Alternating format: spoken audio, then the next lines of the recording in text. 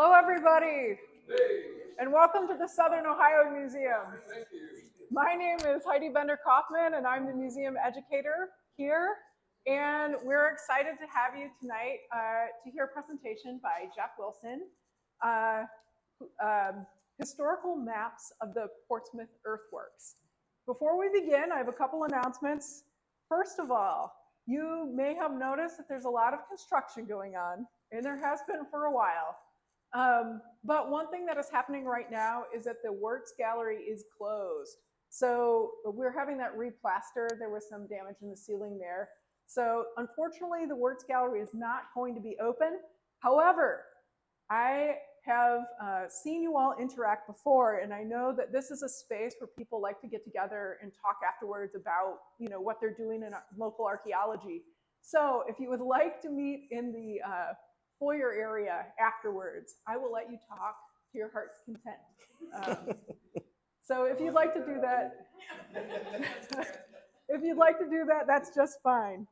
I'd like to thank tonight, we are funded through many benefactors, private funders, also through the Scioto Foundation that we want to give special thanks to, and the Ohio Arts Council, which gives us a lot of our funding. So I'd like to introduce Jeff. So a lot of you already know Jeff. He is the president of the Friends of Serpent Mound, and he is an author of a newly released massive tome. So this is Squier and Davis's Ancient Monuments of the Mississippi Valley, but it's a new and expanded version. So I will let Jeff talk more about that during his lecture tonight. Without further ado, Jeff Wilson.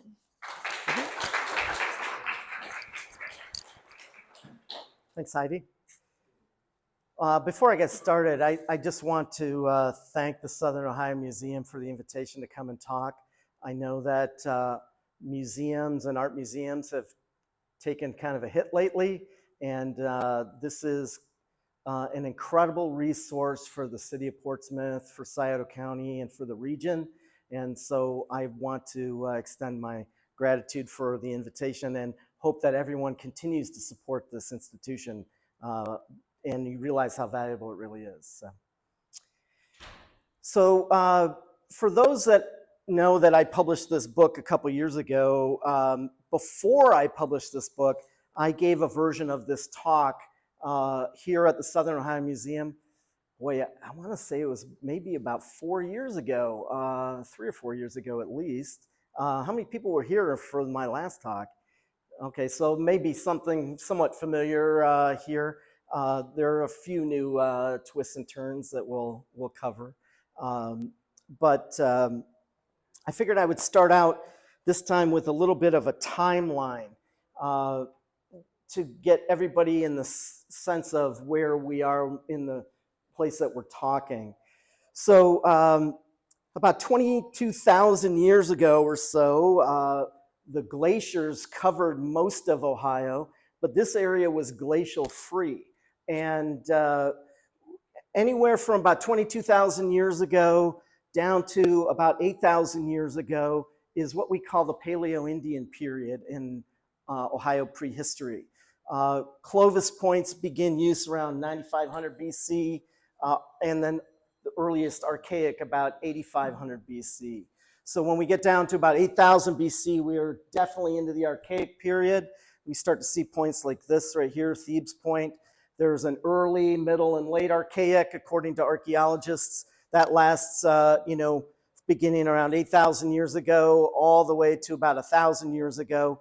When you get to the end of that, you run into what is known as the red ochre or glacial cave complexes, where people began to bury their dead into these geological features called glacial caves, big gravel deposits, which were like giant mounds. And they started to ceremonially bury their dead, sometimes with artifacts, and sometimes they would sprinkle the red ochre right on the skeletons.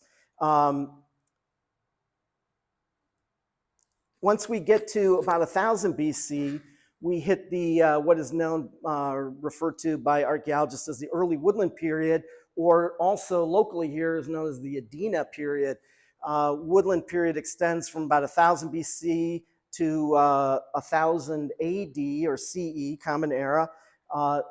But this is the early part. The Adena is the early part. The first mounds really get constructed in Ohio during that period of time. You get the widespread use of pottery that begins there. This is also an engraved tablet that was found in a mound up in Waverly, so not too far from here. Once you get to about 100 BC, you start to see the transition to what archaeologists refer to as the Hopewell period. That's middle woodland. That's when you start to get geometric earthworks, like what we're going to talk about mostly today. You get extensive trade routes that begin to bring exotic artifacts from other parts of North America with different sorts of exotic materials. But what we're going to spend most of our time on are these big geometric earthworks, like what's referred to as the Portsmouth Sea earthworks right there. Around 600 AD or Common Era CE is the intrusive mound period or intrusive burial mound culture era. That's late woodland. That's where you start to see the use of bow and arrows and more extensive village sites get developed around that period of time. Then around 1100, you get into the Fort Ancient period. That's where you get agricultural villages based on maize agriculture. You get different sort of traditions through Ohio. There's like the Sandusky, the Whittlesey, the Monongahela. That's all sort of in that Fort Ancient time frame. And then around 1600 or so, they call that the late prehistoric period. Because we don't have Europeans arriving yet documenting things until about the early 1620-ish or so. So by 1650, though, most of Ohio was empty of population. And we'll talk about that, but it's due to the Iroquois genocide, largely of the Erie people that were here in Ohio. And they also conducted their pattern of ethnic cleansing by genociding several tribes, and we'll look at that on the next slide. But most of those tribes were gone by 1660 I'm sorry, 1660 or so, and then Ohio is empty for about 20 years, and then you start to see other tribes move in to fill in the vacuum, so to speak. But we're going to focus most of our attention on that period of time where the mounds were built, and that's what we're going to look at. But to continue that historical timeline, from 1638 to 1660, that's known as the Little Ice Age. For those that are unaware of that particular period of time, you had very cold, wet weather conditions that led to food scarcity across North America. And right in the middle of that was what became known as the Beaver Wars, the Morning Wars, and that's the Wars of the Iroquois Genocide. So they began, mostly it was the Seneca part of the Five Nations. They started the ethnic cleansing of first the Wenro in 1638, then the Huron in 1648, then the Petun in 1649, the Neutrals in 1650, and lastly the Erie in 1654. Now the Erie, for those that have ever heard of that tribe, they don't exist today, not even, there's no remnant of it at all, because the Seneca hunted down every last man, woman, and child they could find and put them all to death, as many as possible. And they took over the land that the Erie controlled. Now you may be wondering, well, what was the land that the Erie controlled? Well, according to some French records, they basically farthest east, they claimed all the land from essentially where Pittsburgh is today, where the Allegheny River becomes the Ohio, and all the way down the Ohio, all the way to the mouth of the Little Miami River. And from there, kind of on a diagonal, up to Lake Erie. And so from the Allegheny River, almost perpendicular north up to Lake Erie there. So that includes parts of western New York, Pennsylvania, and most of eastern Ohio, including Portsmouth area. And so once that tribe vanished, this area became empty of people, and it took a couple of decades for other tribes to begin to fill in. So from 1671 to about 1638, that's when you see the refugee tribes start to move into unoccupied Ohio. So the Miami moved in 1671. They were documented by the French as living up in Green Bay, Wisconsin, and they then moved down into what is now sort of northwestern Ohio and western Ohio. The Lenni Lenape, or the Delaware, they moved in about 1720. They were pushed out of Pennsylvania into eastern Ohio.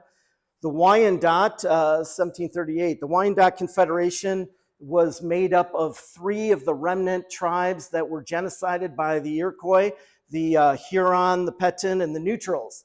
And so the people that remained of those tribes got together and formed a confederacy up in Detroit, and then they moved down into northern Ohio around Sandusky or so in 1738. And the Shawnee in 1738, they eventually, they were sort of made up of 2 groups, one in the east in Pennsylvania. They got pushed down into what is now today West Virginia along the Ohio River. There was a western group that moved up the Ohio River, and they sort of met around the Kanawha River.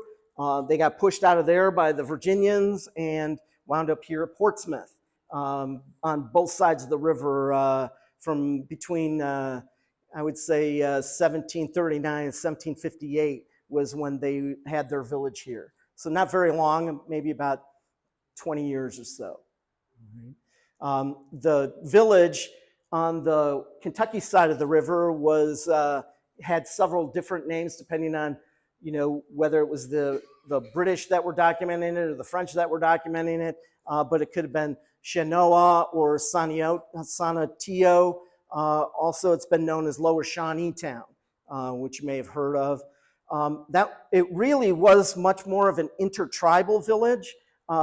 There is one academic paper that I've seen that describes it as its own city-state republic, which is kind of an interesting concept. And for about the 20 to 25 years that they were here, there were several of these sort of city-state republics that managed their own affairs and did sort of international meetings with the British and the French, and that's what happened here. But the village was mostly on the Greenup, Kentucky side of the river near the Portsmouth Earthworks. So we'll mention that. I don't want to forget, from about the same period of time, starting about a year or 2 beforehand, there was also a Delaware town in Clay Township up a little bit farther north that when the Shawnee wanted to move into Ohio, they had to ask the Delaware for permission. They also asked the Miami for permission because the Miami claimed the land from the mouth of the Scioto all the way to the mouth of the Wabash. And so they had to ask permission from the Miami to move in. There were also Wyandot settlements in the area. They also asked permission from the Wyandot. They got permission from all 3 of those tribes, and that allowed them to move some of their village onto the into the Ohio side of the river.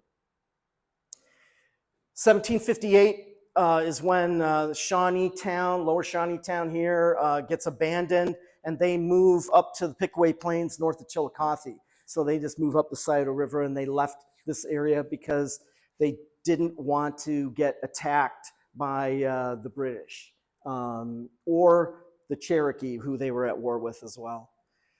1774 is Lord Dunsmore's War. If you haven't heard of that, it's particularly impactful for the colony of Virginia, who had claimed land from the Atlantic all the way to the Pacific Ocean between certain latitudes, and they claimed all of this land, And so they got into conflict with the local indigenous population, and that resulted in a couple-month war just prior to the American Revolution. And it's possible that this may have played a role in the development of the American Revolution, because most of what the American Revolution was about was fighting over the land in the Ohio Valley. Was not just about getting out from underneath the King of England. So July 4th, 1776, we have the Declaration of Independence. 1787 is when Scioto County is organized, part of the Northwest Territory. And 1795, you have the Treaty of Greenville, which ends the Indian hostility in Ohio. In 1803, March 1st, Ohio becomes a state. And then in April 1803, Henry Massey establishes Portsmouth. In 1804, Scioto County is organized out of Adams County, basically cut Adams County in half. And then in 1848, Ancient Monuments of the Mississippi Valley is published. And that's what we're going to talk about, is those maps from that period of time. So less than 50 years after, Scioto County and Portsmouth is settled, we have a book that describes the earthworks here. And we're going to see that some of the descriptions go back earlier than that. Right. So in 2023, I published this massive 2-volume book set. For those that are interested, this is Ancient Monuments of the Mississippi Valley, the expanded edition. And this book was originally published by the Smithsonian. It was their very first publication. It was accepted for publication in June of 1847 and was published in March of 1848, but not released to the public until July. It was written by 2 gentlemen from Chillicothe, from George Squier and Dr. Edwin Hamilton Davis. The editor of the book was the first secretary of the Smithsonian. His name was Joseph Henry.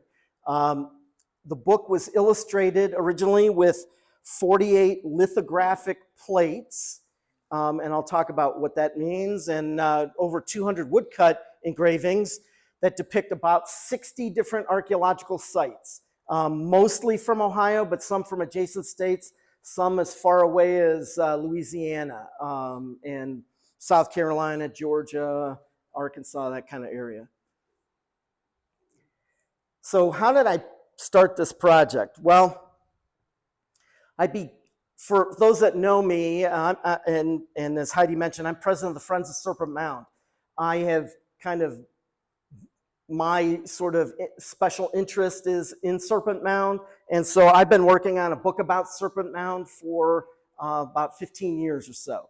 And one of the things I did was I went back to this book, Ancient Monuments of the Mississippi Valley, because it contained the very first published account and description of Serpent Mound, as well as the first published illustration of Serpent Mound. And that's it right there. That's the plate of Serpent Mound. And one of the things that I did as I was going through that material, Squier and Davis only wrote 5 paragraphs about Serpent Mound, and 2 of the paragraphs really aren't about the mound. It's sort of like a comparative religious study thing. But I was kind of fact-checking what they wrote to see if what they wrote was accurate still today. They made a couple of factual errors. But one of the things I noticed was down at the bottom of that illustration, right down there in tiny fine print, is the lithographer's signature. Now, I have an enormous archaeological library of probably, I would say, at least 75% of everything that's ever been written about the archaeology in Ohio. Several thousand volumes of stuff. And in all of those volumes, this illustration is often printed, and it's always been credited, universally, always been credited to Squier and Davis. The problem is that they didn't draw that. The lithographers did that. And so I thought, well, just knowing a little bit about the process of lithography is that the artist is to take a drawing of something, and then they have to recreate that in mirror reverse, in kind of scraping away wax that's been put onto a stone tablet. And then as they recreate that in mirror reverse, then they put kind of a weak acid over the top of that, which doesn't eat away at the wax, but it eats away at the stone and creates the image into the stone. Then they wash all that off, they take all of that wax off, and then they apply the ink and they stamp it on the paper so it gets right side up in your book, right? That's how the process works. And that was the high-tech process in 1848. That's how all the illustrations got made. And creating lithographs is an expensive, time-consuming process. That's why they only had 48 of those. It's a little bit easier to do it the same process in wood, so they had somebody that would basically whittle that wood away in mirror reverse, and so they could stamp that onto the page. And that got me thinking about this illustration of Serpent Mound. I thought to myself, well, if this is the final lithograph, well, they had to have worked off an original drawing. I wonder if I can find that original drawing from 1847. And so I went on a hunt. And not only did I find the original drawing for Serpent Mound, but I found probably 95% of all the other original source drawings and illustrations that made up the original book, Ancient Monuments of the Mississippi Valley. And astonishingly to me was that none of it had ever been printed before. In fact, nobody in the archaeological community or in the historical community had ever even cited the material before, let alone published it or analyzed it at all. And so I set aside my Serpent Mound book project, and I worked on this for about 3 years, and I tracked down the original source documents from about 17 different institutions across the United States. Places like Harvard and the American Antiquarian Society, University of Pennsylvania, all kinds of places around the country to create what you're going to see here. Some of the material that you're going to see here comes from states away, but that's where these sort of source collections wound up in the end. So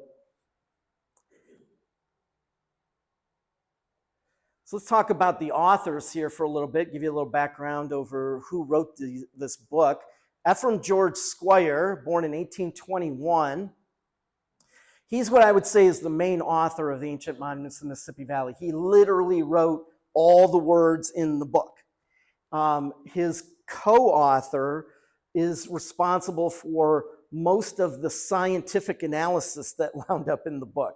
He's the guy that pieced together all the broken artifacts, sorted out all the artifacts and categorized them, classified them, and did sort of the analysis of all of that stuff, which then Squier wrote about and put it in the book. He also wrote, after this book, he went on to write a lot of additional archaeological material, none of which is as famous as this book. But for those that are interested, before this book came out, he tried to publish this without crediting his co-author Davis, and that was Observations on the Aboriginal Monuments of the Mississippi Valley, published in 1847, the year before. That was published in the Transactions of the American Ethnological Society in New York.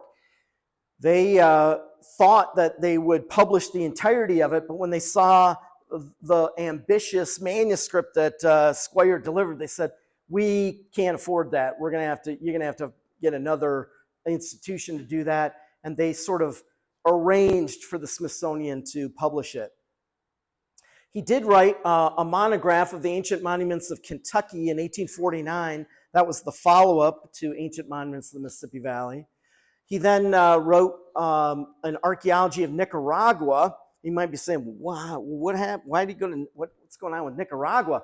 Well, after he published Ancient Monuments of the Mississippi Valley, he got a government position to become sort of the political liaison down in Nicaragua in Central America. He was stationed as a diplomatic officer, and his role was to negotiate with different countries in Central America to figure out a transportation corridor.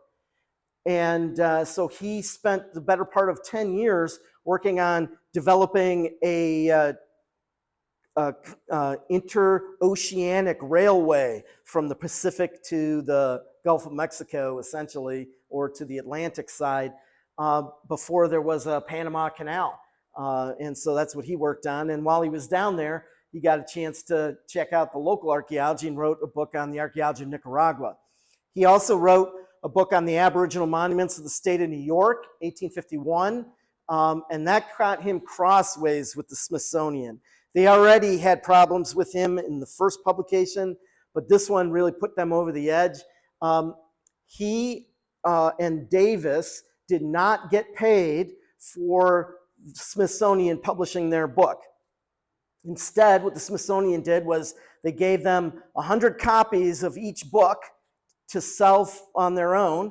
And they said, if you want to reprint the book, because the Smithsonian was only going to print 1,000 copies, if you want to print more to sell, we'll let you use all of the lithographic plates and the woodcut illustrations. And so Squier printed up an additional 800 copies for him to sell, and Davis did the same. So that's how they made their money.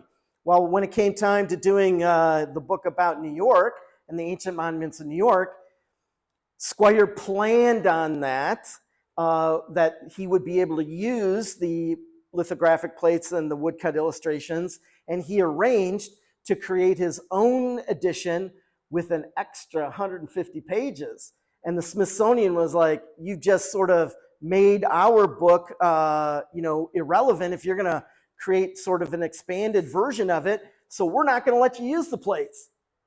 And so he had to go and redo all of the illustrations himself. So there's two different versions of that book, one that was published by the New York Historical Society and one published by the Smithsonian. Then he published The Serpent Symbol, which was in 1851, and he had some really interesting things to say about Portsmouth's Earthworks in Serpent Symbol. I'll mention that a little bit later. He then wrote a book more about the archaeology of Nicaragua, and then he wrote Ancient Monuments of the United States, which was serialized in Harper's Magazine. Eventually, he then wrote a book about the archaeology of Peru, because Abraham Lincoln sent him as a diplomatic agent down to Peru to negotiate a treaty to get bat guano for the Union Army to create munitions during the Civil War. So he got around pretty well. Edwin Hamilton Davis, he was sort of the co-author.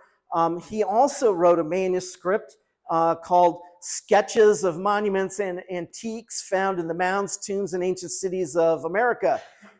This was a color manuscript. He hired an artist to create color illustrations of much of his artifact collection that he and Squier had dug up during their days in Chillicothe.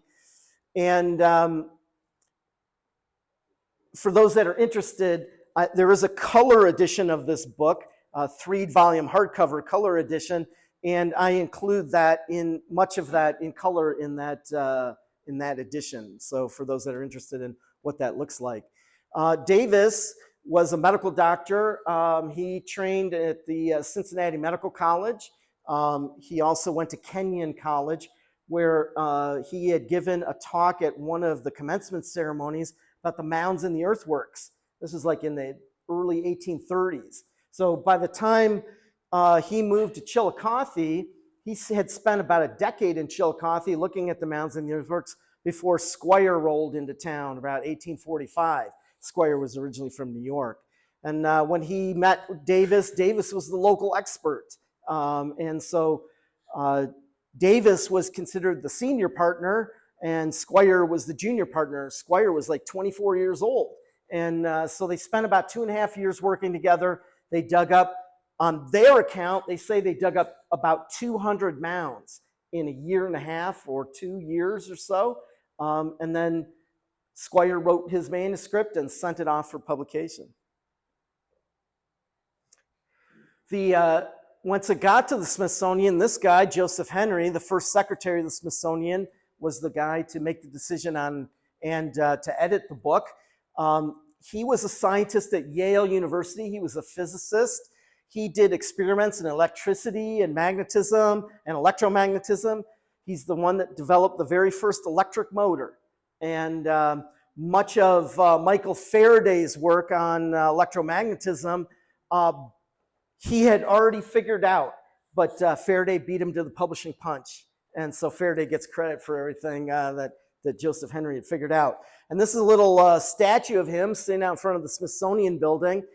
For those that are interested, when this was dedicated, the Smithsonian commissioned a musical piece from the composer John Philip Sousa. And it's called The Transit of Venus. And let's see if, there you go. That's what was really important at that period of time was Venus was transiting the sun. And so they kind of combined these two things, the unveiling of the statue of Joseph Henry and the transit of Venus. So now you might be thinking to yourself, Squier and Davis claim they excavated over 200 mounds and they wrote this manuscript in about 2.5 years. That's an awful lot of work in 2.5 years. Well, much of what's in this book is not by Squier and Davis. There are many, many contributors. I only show 8 of them up here, but there are more than 30 different contributors to the material that went into ancient monuments. And Squier liked to appropriate everybody else's material. Sometimes he gave credit, other times he didn't give credit. And so what I will say is this book would not exist if it weren't for this guy up here, James McBride. I went through the book and went through every map that was in there, and out of all the map surveys that are in the book, James McBride and his co-surveyors on some of the mound sites, they're responsible for about 41% of all the surveys that wound up in ancient monuments. Squier and Davis contributed 28%. All right. So this book wouldn't exist for sure if it wasn't for James McBride. In the second half of the book, which is all about the artifacts that were found in those, they also used James McBride's extensive collection of artifacts. Many of James McBride's artifacts are pictured in ancient monuments. He began excavating mounds and earthworks mostly in Hamilton County and in Butler County in the west side of Ohio. And he started around 1820 or so, and he was still doing surveys when Squier and Davis began their work. And so he was already friends with Davis, and so Squier and Davis went to McBride and said, hey, we're thinking of putting a book together. Could we borrow your material? And he gave them everything that he had, his entire life's work of documenting mounds and earthworks, surveys, pictures of all his artifacts, all of it. And they used essentially all of it in ancient monuments. Colonel Charles Whittlesey, he was responsible for about 19% of the material in the book. So he actually saw what was happening with his friend James McBride, that he thought James McBride was getting ripped off by Squier and Davis. And so he had already loaned some of his material to Squier, and then he was like, no, I'm not giving you any more. And the Smithsonian had to reach out to Whittlesey, and they made a deal with him. So they said, we'll publish the remaining stuff that you have under your own name, as long as we can publish the stuff that you have already given to Squier. And so he agreed to that deal. So one of the contributions to science that the Smithsonian published, I think it was volume 5, contains Charles Whittlesey's remaining surveys, or many of his remaining surveys. Dr. Samuel Hildreth was in Marietta, Ohio, and so he contributed some of the material around the earthworks in Marietta. Dr. John Locke was from the Cincinnati area, and in the book he is given credit for doing the survey of Fort Ancient. The problem is the survey that's pictured in Ancient Monuments, Locke didn't do it. But he's credited as being the guy that did it. In fact, the guy who did it was James McBride. And so I found the original in one of the James McBride papers collections, and it's a virtual identical to what is in Ancient Monuments, with the exception of like curved writing in one area that somehow got changed to be straight writing in Ancient Monuments. But John Locke did do the survey of Fort Hill, which is also in the book if you've been up to Highland County's Fort Hill. Constantine Rafinesque from Kentucky, he contributed about 8% of the surveys in Ancient Monuments. He died before Squier ever even thought about moving to Ohio. And his papers went to a guy by the name of Brantz Mayer, who was the founder of the Maryland Historical Society in Baltimore. And Squier reached out to him to borrow all of Rafinesque's writings about earthworks.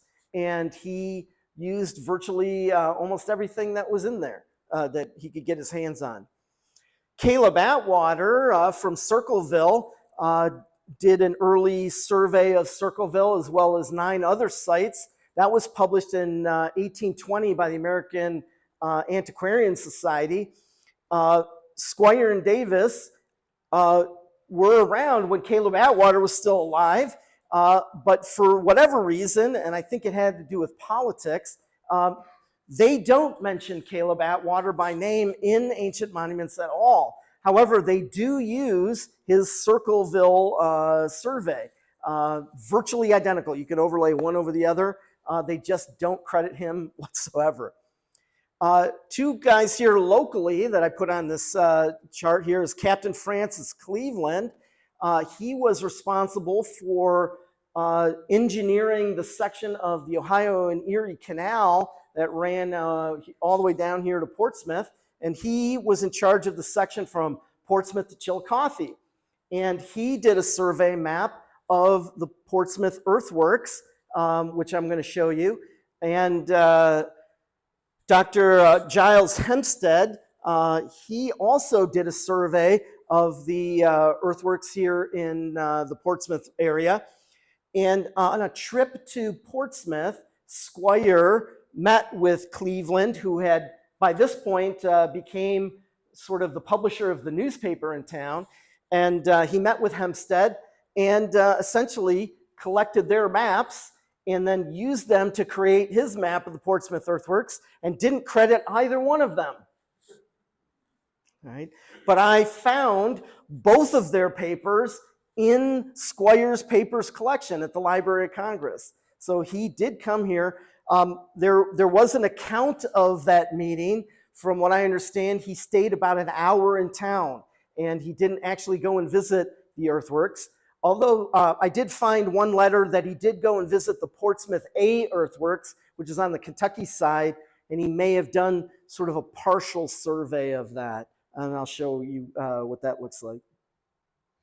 Now, these 3 guys here in green, that I blocked out in green, the reason that I put them together is because they were all part of the Ohio Geological Survey, which ran between 1837 and 1838.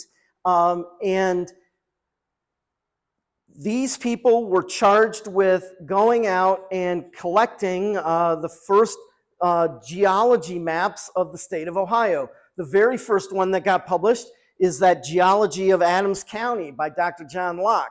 And actually it was in color, just like that. They printed it in color, amazingly, back in 1838. 1837.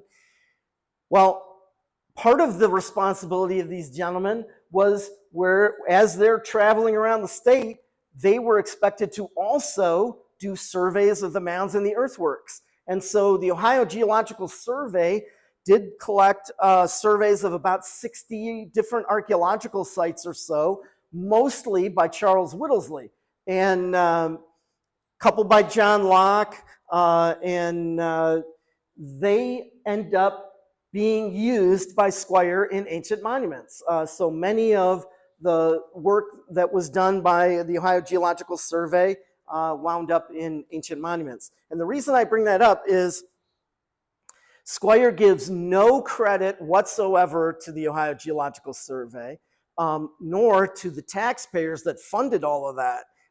And so in his book, Squier used local surveyors' works, county surveyors' works. We have state geological surveyors' surveys. He also used some federal surveys that were done of some of the mounds up in Wisconsin. That wound up in the book. So he used surveys that were conducted and paid for by taxpayers at the local level, the county level, the state level, and the federal level, and didn't get credit to any of that.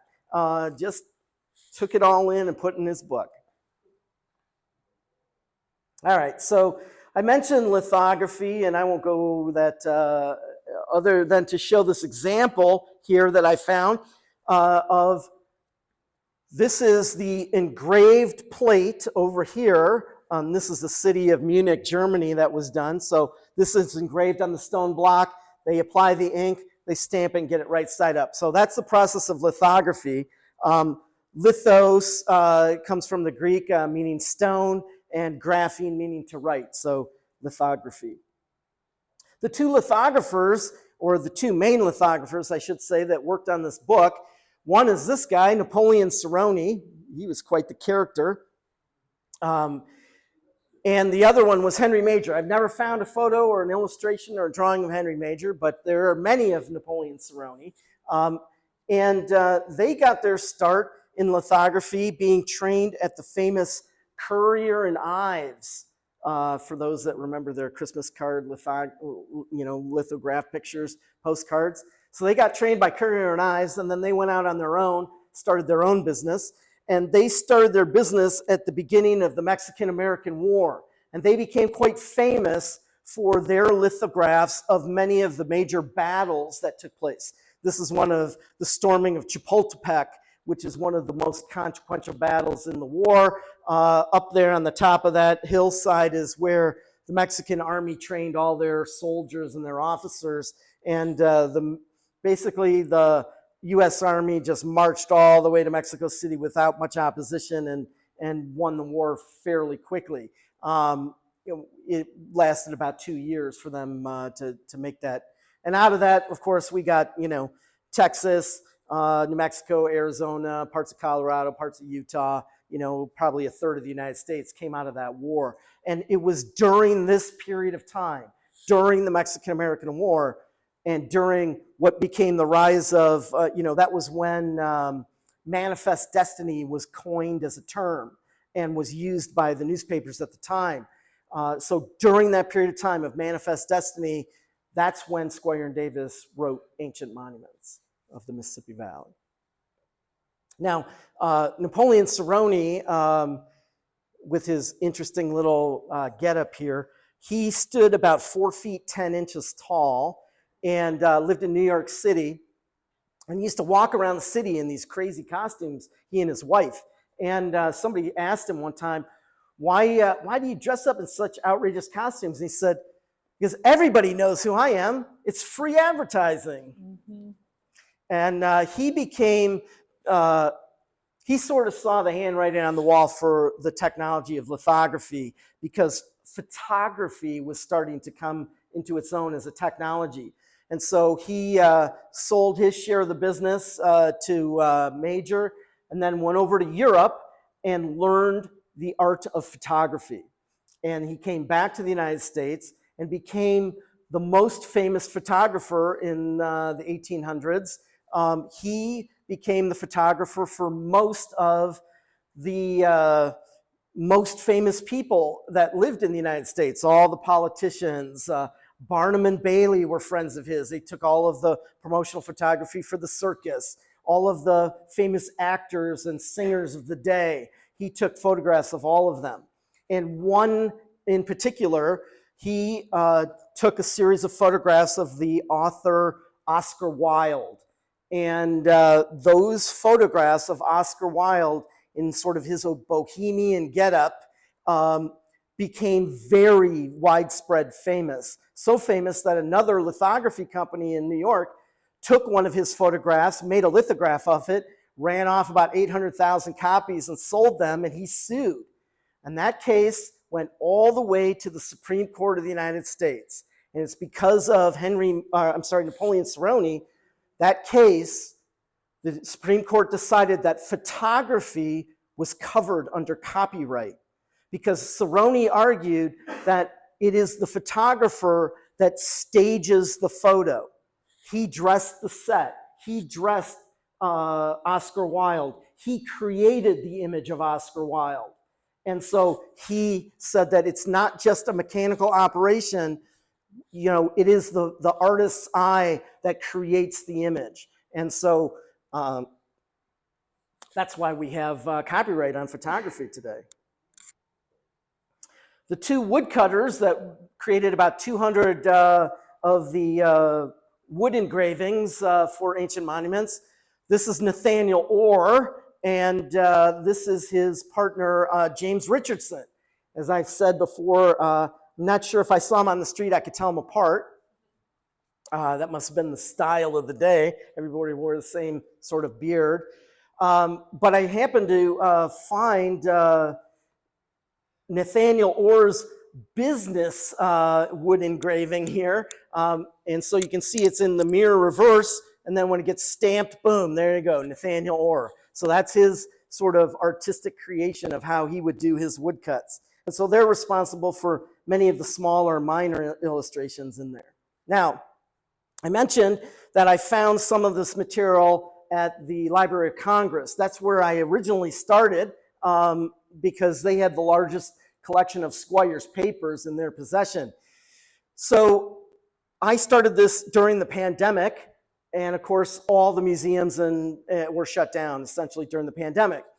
But I was emailing back and forth with the curator there, and the curator said, well, you know, sorry, you can't come to Washington and DC and look at any of this material. It's all closed because of the pandemic. However, back in 1971, when I was 2 years old, the Library of Congress Photo Duplication Service photographed the entirety of all of the papers in the Squier Papers collection.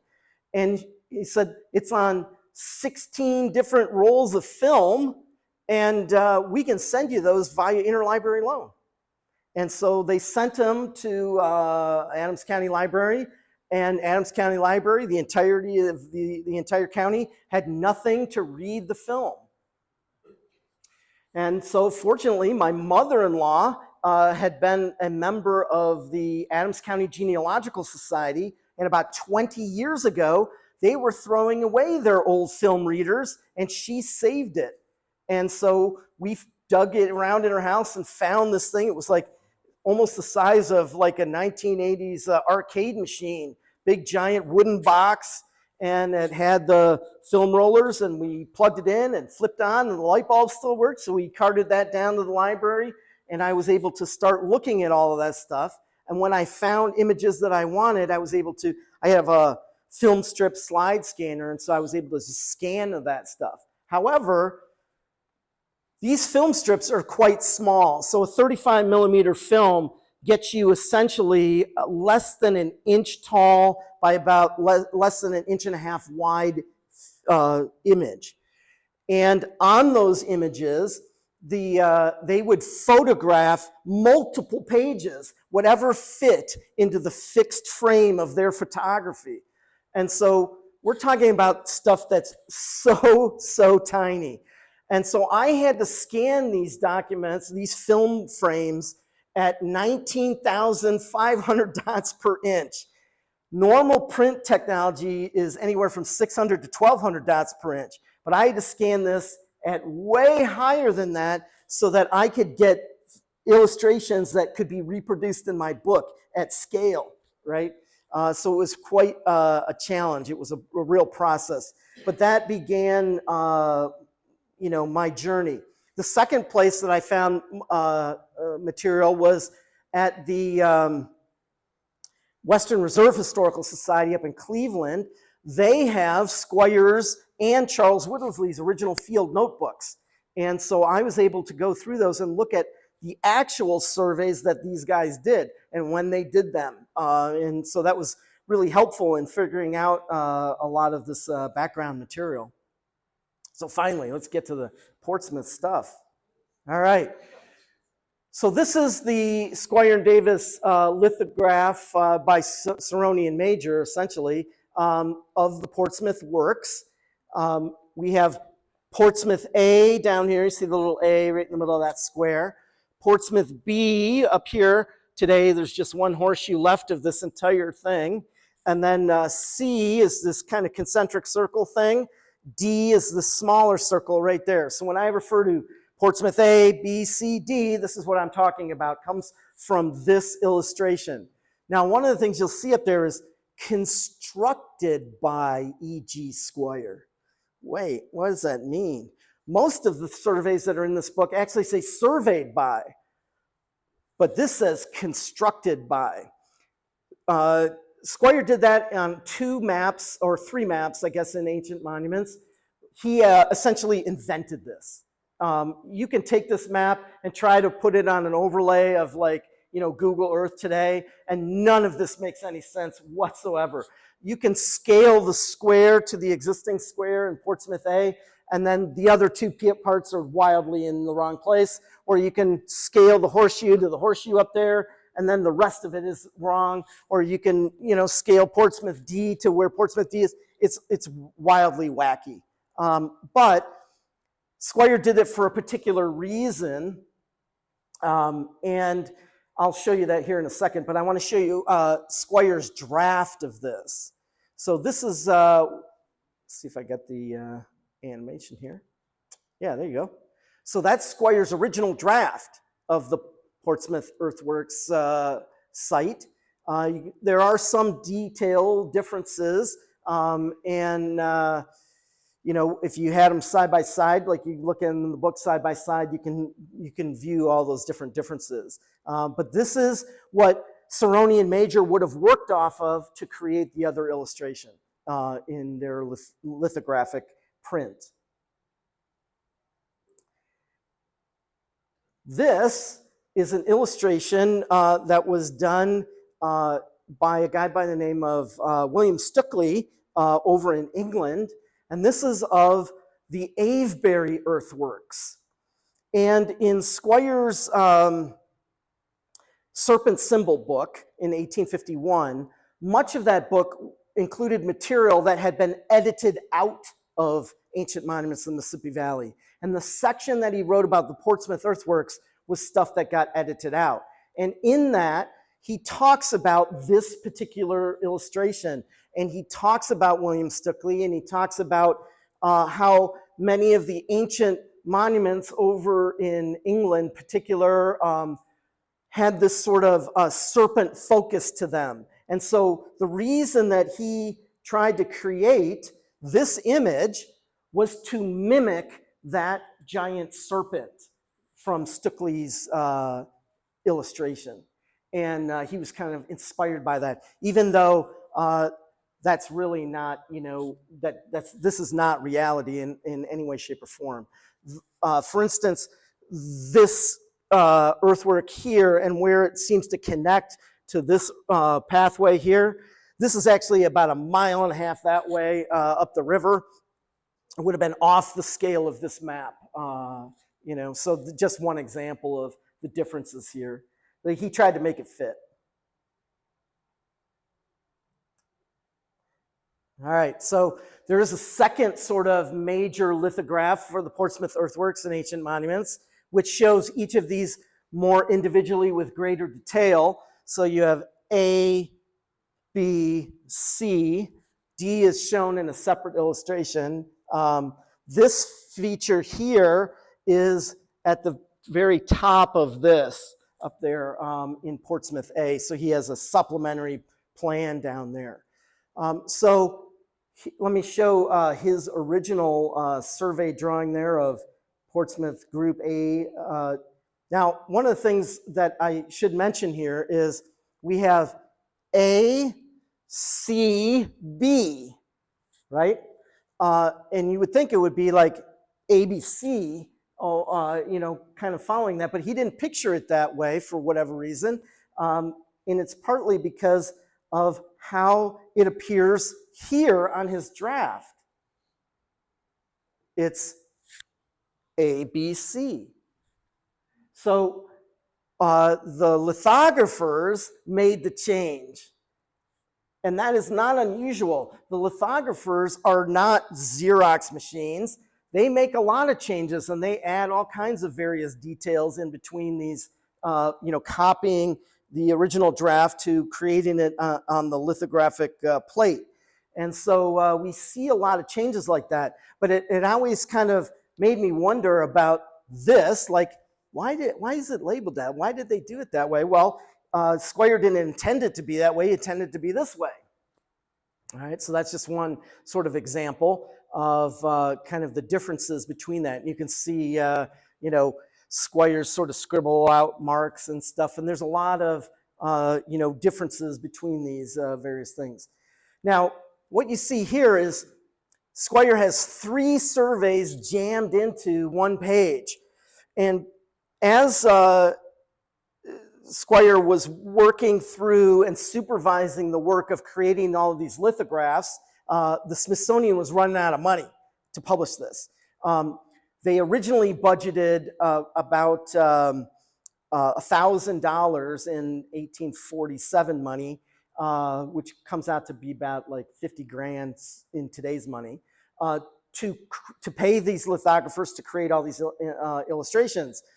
And as they started running out of money, Joseph Henry went back to his board and said, we need more money. So they allocated another $4 grand and they blew through that.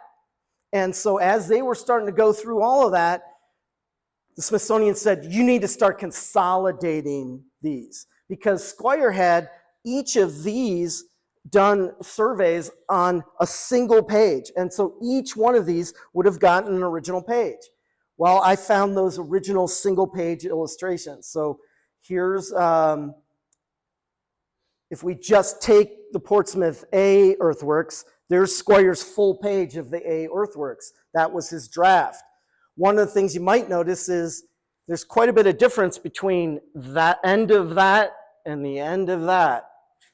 All right, and I'll show you why that difference occurred. But there are some other sort of differences in here, but that was Squier's sort of full page version. He also did a full page version. Oh, I should say, while we're still on Portsmouth A, I found this illustration, which shows the Portsmouth A earthworks. And I believe, my best guess, based on the handwriting of this and the scratching of it, is that this is part of GSB's or Giles Hempstead's work. Dr. Giles Hempstead had done this. And you'll notice that he shows additional parts of the earthwork that nobody else shows. He lived in this area and spent most of his life in Portsmouth and documented lots of earthworks that nobody else documented. So Hempstead was a kind of a keen observer. This is Squier's actual survey from his field notebook. So he did go to Portsmouth A. We don't have any pages of Portsmouth B, C, or D. So it looks like he only went to A. And this is his survey of it, which, he's sort of condensing those elongated areas there. Charles Whittlesley did a survey of this earthwork. So this is from his field notes. And you can see that he's sort of got the square in the right orientation. And then he's got an extension on both areas. He has the the actual measurement of it, but not the full drawing of it. And you'll notice that at the bottom, he's got a note down there and a red note up at the top. Whittlesley, when he gave his material to Squier, wrote on there, wrote on there in red pen that he had loaned that to Squier for Ancient Monuments of the Mississippi Valley. And so when the book gets published, some of those surveys he's actually credited for, and then some of them he's not. And so, but that notation that he put at the top shows that he had contributed that material, so kind of an interesting sort of aside. So here is another survey of that Portsmouth Sea earthwork that Squier did. So that's another version of it. And I believe that he copied this from Charles Whittlesley, and I'll show you that a little bit later, because he never visited Portsmouth Sea, but Whittlesley did, and Whittlesley did a survey of it. This is his full-page version of that, which shows a longer version of that extension than what you get in the published version of Ancient Monuments.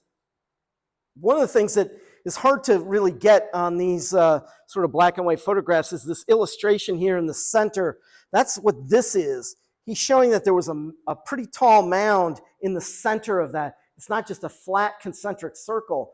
We had I think they said that the top of this mound was flat and it was 66 feet in diameter. The top of it was. And so you're talking about a pretty sizable mound. I think it was something on the order of 20 to 30 feet tall at least. And then it had sort of it kind of came out, and then it had kind of a flat apron extended on all the way around it. So there was kind of a lower flat level at the base of the mound, which is interesting. Here's Squier's sort of full-page version of the Portsmouth B earthworks. This sort of double horseshoe here, where he's got one horseshoe inside of another, is kind of a technique that was done by the map makers at the time, where you see the lighter version of that part of the horseshoe. That's the earthwork. The darkened portion is a ditch. Now, we don't see a ditch today in either one of these, but they identify that in their earthworks, that there were ditches on the inside portion of those horseshoes. All right. So I mentioned about this weird extension at the end of the Portsmouth A group. This is a letter that I found that was written to Squier in 1847 by a guy by the name of Daniel Morton. And Morton is the one that did that survey. And you can see him drawing that at the top of the letter. On the reverse of this letter, he has a larger drawing of this, which bled through. You can kind of see an echo of it there with his ink here. But he has very specific survey points along that. And so Squier, who originally thought that it was just rounded off at the end, he took Daniel Morton's information and he added that section to the end of the Portsmouth A earthworks, and then slapped Morton's name onto the survey. So Morton gets some credit here, but it was nice that Squier kept his letter. One of the Portsmouth B draft illustrations is this one, which I believe is from GSB Hempstead. And this shows, this is really difficult to read here because the pencil is so faint, but there's a lot more detail in how Hempstead has identified these earthworks. Here's a kind of a zoomed in view of the concentric circular embankments, mound in the center, 22 feet high. And then here is kind of a rotated view of that central mound. And so you get that 66 feet across the top up there, and then this curved pathway, elongated road way to the top of the mound. And then it's 130 feet at the base, and then these 42-foot extensions on the end. So kind of a more complex mound than you would normally see as an Adena mound. Normally you don't get all of that in those mounds. One more map that I'd like to show is the Tremper Mound Earthworks, which is up here.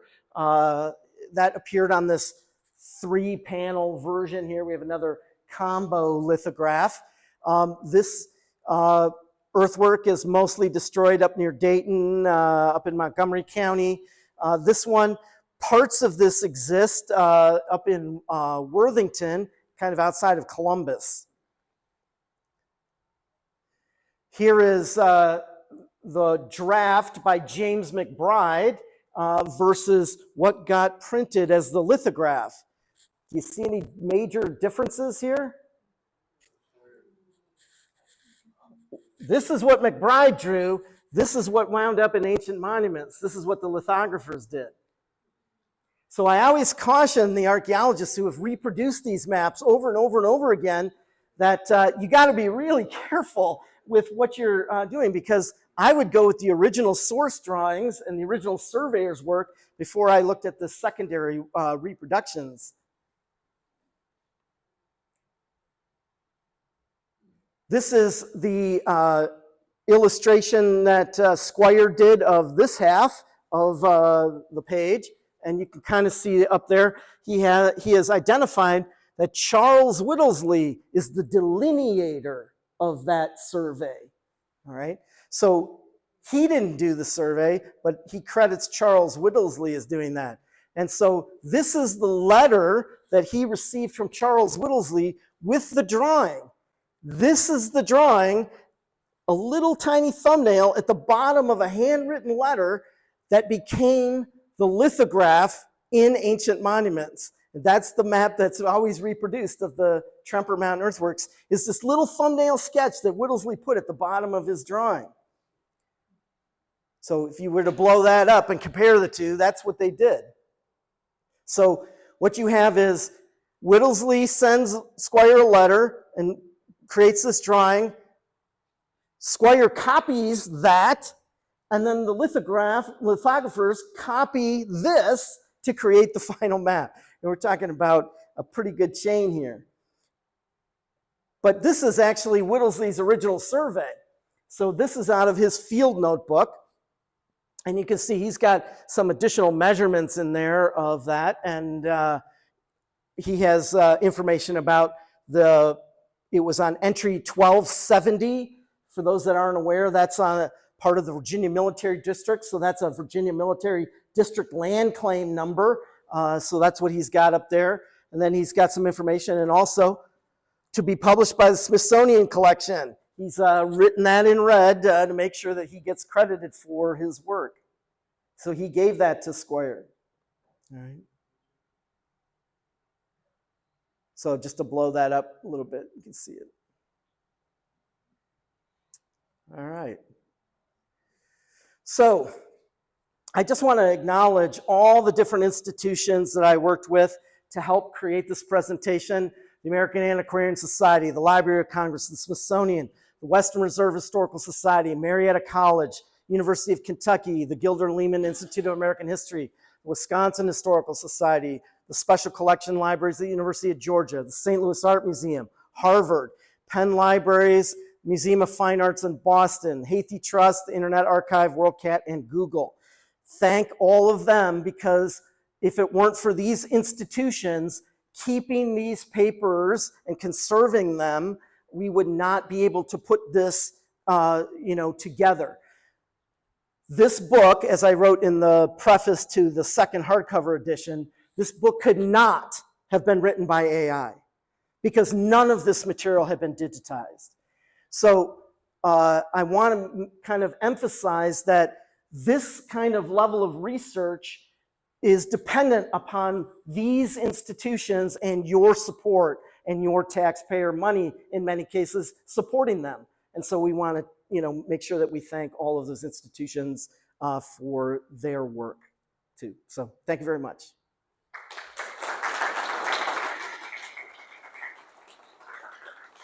For those that are interested, here's the commercial. You can buy the hardcover color edition, or you can buy these. You can go to serpentmoundbooks.com.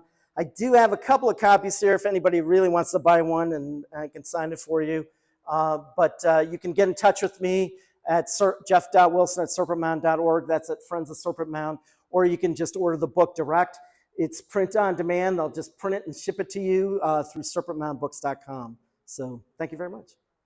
Be happy to take questions.